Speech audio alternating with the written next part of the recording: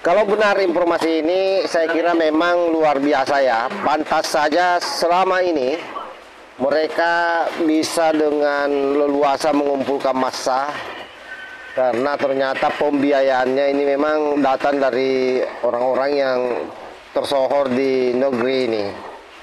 Dan kali ini ada satu kiai yang speak up bahwa beberapa orang, bahkan 50% diantaranya yang ditangkap karena kasus korupsi itu adalah merupakan pendana mereka. Dan justru sebaliknya, pihak-pihak yang kemudian yang tadinya merendahkan bangsanya sendiri dan memuji-muji kasta tertentu di republik ini, justru mereka menuai apa yang mereka lakukan sendiri.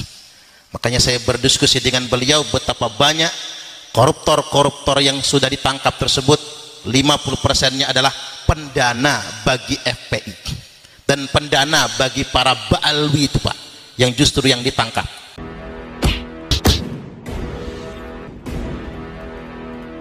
Assalamualaikum warahmatullahi wabarakatuh. Om Swastiastu, Namo Buddhaya, salam kebajikan. Sahabat-sahabat dimanapun juga berada, saya mohon maaf ini ya, karena mungkin suaranya agak terganggu, ini hujan deras. Ada satu pernyataan yang mengejutkan buat kita semua. Salah seorang kiai dari Bandar Lampung yang juga ketua PWI Laskar Sabilillah Bandar Lampung itu mengungkapkan satu fakta yang mengejutkan buat kita semua, di mana pasca Pak Prabowo dilantik kita tahu bahwa memang banyak orang yang ditangkap karena korupsi, terutama para pemimpin-pemimpin daerah ya. Itu ternyata disinyalir berdasarkan apa yang disampaikan oleh Pak Kiai ini, 50% diantaranya adalah pendana ormas FPI dan para Ba'alawi. Ini kalau benar informasi ini, maka ke depan ini saya punya keyakinan pergerakan mereka semakin sempit karena akan sangat susah untuk mendapatkan pendanaan. Di sini juga terjawab bahwa kemudahan mereka dalam mobilisasi massa melakukan agenda-agenda menggerogoti negara ini, itu ternyata penganggarannya, sumbernya jelas dari mana, dan itu diungkap secara konkret oleh Pak Kiai. Coba kita simak seperti apa Pak Kiai Suparman ini yang dari Bandar Lampung mengungkap fakta-fakta tersebut. Saya sampaikan tempo hari ada tuduhan kalau PWILS ini adalah gerakan di luar NU. Ada kesan yang dibangun PWILS itu bersaing sama NU. Bahkan ada orang yang membangun kesan PWILS berbenturan sama NU. Saya ingin tegaskan pada kesempatan kali ini, yang bergabung di PWI dan Laskar Sabilillah semuanya adalah warga Nahdliyin. Semuanya adalah kader NU dan rata-rata sudah lulus PD PKP NU. Jadi saya ingin tegaskan PWILS adalah gerakan Nahdliyin akar rumput dan induknya tetap adalah NU.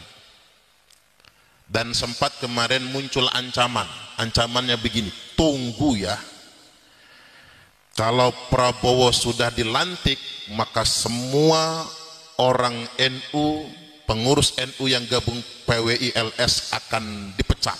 Ancamannya begitu. Kalau Prabowo sudah dilantik, nanti Kiai Imad, Gus Abbas akan diproses secara hukum. Ancaman itu nyebar di grup-grup WhatsApp, bahkan di komunitas-komunitas Nahdliyin. Ya kita rodok terpengaruh juga Pak dengan itu semua, dengan ancaman itu semua. Tapi luar biasa, begitu Presiden Prabowo Subianto dan Wakil Presiden Gibran Rakabuming Raka dilantik, kita menyimak pidato yang sangat memukau dari Presiden. Beliau menegaskan ingin betul-betul membela harkat martabat bangsa Indonesia. Bahkan beliau mengenang tulisan yang dibuat oleh VOC, di tempat-tempat umum ada tulisan verboden, forhonden, inland and inlander.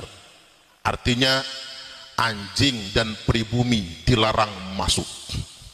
Begitu Pak Prabowo mengenang itu semua, beliau tidak terima kalau ada di negeri ini orang yang merasa kastanya lebih tinggi daripada bangsa Indonesia, atau merendahkan harkat dan martabat bangsa Indonesia. Dan begitu mengejutkan ketika beliau memang menjunjung tinggi perjuangan kita dalam rangka mengangkat harkat dan martabat bangsa Indonesia. Dan justru sebaliknya, pihak-pihak yang kemudian yang tadinya merendahkan bangsanya sendiri dan memuji-muji kasta tertentu di republik ini, justru mereka menuai apa yang mereka lakukan sendiri. Makanya saya berdiskusi dengan beliau betapa banyak koruptor-koruptor yang sudah ditangkap tersebut, 50%-nya adalah pendana bagi FPI dan pendana bagi para baalwi itu Pak, yang justru yang ditangkap.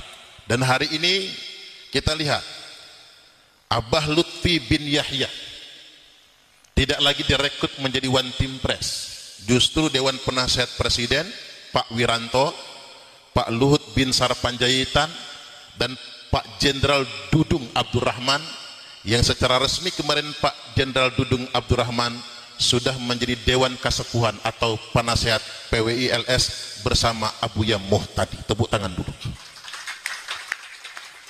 Ini menunjukkan keberpihakan pemerintah Prabowo Subianto dengan perjuangan bangsa Nusantara, perjuangan rakyat pribumi, perjuangan kita semua yang ada di barisan ahli sunnah wal jamaah.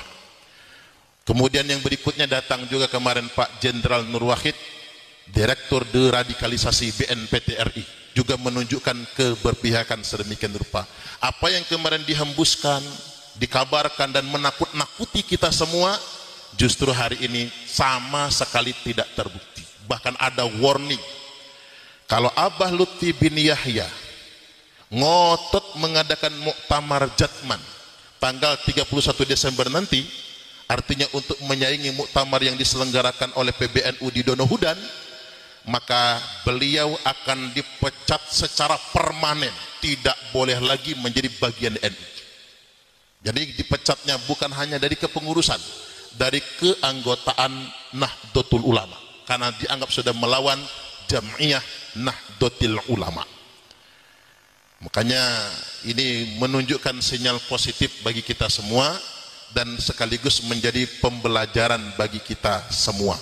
Walaupun kalau di sini ada kader-kader Thariqah, pengurus Jatman yang didaftarkan oleh Idarah Aliyah Jatman yang sudah status quo pengurusannya ke Kemenkumham, itu bukan Jatman, bukan Jam'iyah Ahli Thariqah Al-Mu'tabarah An-Nahdiyah, tapi Perkumpulan Ahli Thariqah Al-Mu'tabarah An-Nahdiyah, disingkat Patman. Tapi kata saya singkatan yang paling tepat bukan Patman tapi Parman, karena perkumpulan itu. Maksud saya begini Pak, orang yang kemarin nakut-nakutin kita justru sebetulnya mereka menuai apa yang mereka katakan sendiri, karena ini kebenaran. Ini poin pertama yang perlu saya ingatkan. Yang kedua, ada yang menanyakan apakah PWI-LS ini sedang membangun narasi kebencian kepada para Bani Ba'alwi yang kita sebut dengan istilah habaib. Ini bukan kebencian. Berkali-kali saya katakan, benci itu penyakit hati. Orang itu boleh marah, tapi benci jangan. Boleh kesel, benci jangan. Marah itu luapan emosi, tapi benci itu penyakit hati. Ini bukan dalam rangka kebencian. Kita dengan para habaib atau Bani Ba'alwi sama-sama sebagai umat Kanjeng Nabi.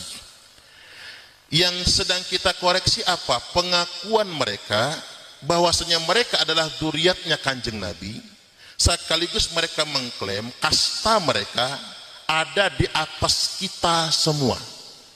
Ini ngapura nggih, ini duduknya agak tinggi ya Pak. Ya biar Kiai Alawinya kelihatan maksudnya. Kalau duduknya di bawah kan takut agak susah nengoknya. Jadi ini bukan karena kasta-kastaan, bukan nggih. Kita sama. Dan memang kita sebagai umat muslim harus punya sensitivitas, harus punya kepedulian, harus punya ghirah, sebagaimana yang disebutkan oleh Al-Hafiz Ibnu Hajar Al-Haytami, yambaghi likulli ahadin ayyakuna lahu ghiratun fi hadzal nasabi syarif. Kita ini wajib risau, cemburu, sensitif dengan nasab mulia keturunan Kanjeng Nabi.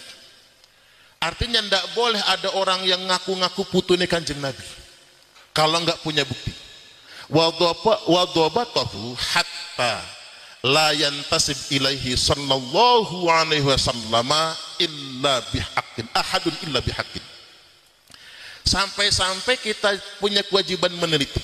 Kiai Alawi meneliti, Kiai Imad meneliti, Kiai Nur Ihya meneliti. Orang-orang yang punya kemampuan dan bidang keilmuan punya kewajiban meneliti. Hatta la yantasib, sampai tidak ada lagi yang berani membangun ketersambungan atau menyambungkan atau mencangkokkan nasabnya kepada nasab suci Rasulullah sallallahu alaihi wasallam illa bihaq, kecuali dengan data yang benar.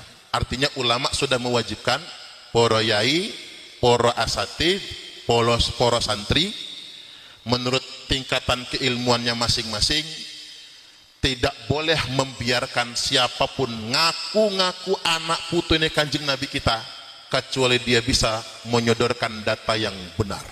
Dan hari ini sudah ada penelitian dari Kiai Imad yang menyatakan mereka hanya menyodorkan data palsu setelah 550 tahun yang lamanya, saya ulangi, selama 550 tahun lamanya sebagai pengakuan sepihak sebagai anak cucu Nabi. Lantas kemudian dipopulerkan seakan-akan mereka benar-benar anak cucu Nabi. Saya sampai mengatakan begini, Pak. Ndak pantas kita ngaku umati Kanjeng Nabi. Kalau ada yang ngaku-ngaku anak cucu Nabi kita, tapi kita biarkan begitu saja tanpa adanya pembuktian. Nah, di bagian akhir saya ingin sampaikan ngutip dawuh Imam Malik rahimahullahu ta'ala. Kata beliau, kalau ada yang sengaja membangun intisab, mencangkokkan, menyambungkan nasabnya kepada nasab ahli baitin Nabi sallallahu alaihi wasallam, kepada nasab Rasulullah sallallahu alaihi wasallam, ngaku-ngaku ahlul bait atau ngaku-ngaku dzurriat Nabi padahal batil, maka hukumannya ada 3. 1, yudrabu dorban waji'a, pukul dia dengan pukulan yang sangat keras, pukulan yang menyakitkan, mungkin dicambuk ini ya. Makanya winginane Kabib itu, Pak, main gampar aja sama kiai-kiai kita. Ada kiai yang ngaku dzurriat Nabi, dikaploi. Ada kiai yang ngaku Habib, dikaploi. Dalil mereka itu. Yang kedua, wa yushahhar bihi. Jadi kalau ada yang ngaku-ngaku sebagai anak putune Kanjeng Nabi padahal batil, wajib diviralkan. Nah, monggo ye. Wajib diviralkan. Maksud saya begini, PWI LS hari ini bukan provokator. Yai Imad, Yai Alawi, Gus Abbas, Yai Nur Ihya, Gus Fuad Pleret, Tubagus Mogi, ulama-ulama kita itu bukan provokator. Jadi sekali lagi, kita bukan provokator, tapi Bapak Ibu, kita punya kewajiban memviralkan orang yang ngaku-ngaku anak cucu Nabi. Kemudian yang terakhir, wayuh basu zamanan tawila, penjarakan dia dengan penjara yang lama. Maka mungkin kalau mukul kita main hakim sendiri, hukum cambuk nggak ada lagi, hukum kaplok nggak ada lagi, itu hukum primitif zaman dulu ya. 2, kalau diviralkan sudah kita lakukan. Nah, hukum yang ketiga, penjara. Maka setelah lengkap pengurus PWI seluruh Indonesia, maka seluruh pengurus PWI di semua provinsi se-Indonesia nanti akan bersama-sama melakukan pelaporan ke Polda seluruh Indonesia untuk melaporkan Bani Ba'alwi 1 atas pemidanaan atas pengakuan ngaku-ngaku anak putune Kanjeng Nabi, 2 pemalsuan sejarah, 3 pemalsuan makam dan lain sebagainya, se-Indonesia akan membuat laporan resmi kepada seluruh Polda se-Indonesia dengan sangkaan pasal penodaan agama. Maka bantu kita membentuk PWI seluruh Indonesia, mensosialisasikan agar tidak ada lagi yang berani mengeksploitasi nasab suci keturunan Nabi Sallallahu Alaihi Wasallam, apalagi untuk kepentingan politik, ekonomi, bisnis dan lain sebagainya. Gimana kira-kira Pak, siap mendukung? Tepuk tangan dulu. Oke, saya kira jelas ya. Tentu fakta-fakta ini harus diverifikasi kebenarannya ya. Tetapi saya meyakini bahwa Pak Ustadz Suparman ini membahas tersebut. Tidak mungkin beliau kemukakan ke publik kalau informasinya tidak valid atau A1. Oleh karena itu, saya kira memang pencerahan harus terus-menerus dilakukan, sekali lagi terkhusus kepada orang-orang pribumi yang menjadi mukmin akut hari ini. Mereka harus tercerahkan agar kemudian tidak masuk terjerumus ke dalam jurang yang paling dalam. Karena kita tahu bahwa pemerintahan Pak Prabowo ke depan ini, saya yakin dengan konsep persatuan dan kesatuan dalam rangka bagaimana membangun bangsa ini, saya kira jelas seperti apa visi misi beliau. Jadi tidak akan mungkin membiarkan ada gerombolan-gerombolan yang senantiasa mengacau negeri ini dibiarkan. Makanya kalau kita melihat juga dan mendengar bagaimana Rizik Syihab dalam pidato-pidatonya, jelas sekali tidak pernah atau tidak mau sama sekali menyinggung Pak Prabowo. Justru yang dia ungkit-ungkit adalah masalah Gibran Raka Buming Raka dengan kubu bapaknya itu, ataupun Pak Jokowi. Tetapi mereka ini bodoh. Mereka lupa bahwa yang namanya Gibran itu adalah wakil presiden yang sekali lagi itu satu paket dengan presiden. Jadi tidak akan mungkin mereka mau dipisahkan. Apalagi tampilnya Gibran menjadi wakil presiden itu karena Pak Prabowo yang menginginkan dia menjadi wapresnya, sehingga Pak Prabowo terpilih. Karena kalau tidak, boleh jadi Pak Prabowo tidak terpilih menjadi presiden. Itu yang harus dicatat baik-baik oleh Rizik Syihab CS. Jangan sampai dia keliru menabuh genderang perang kali ini. Saya kira demikian. Wassalamualaikum warahmatullahi wabarakatuh.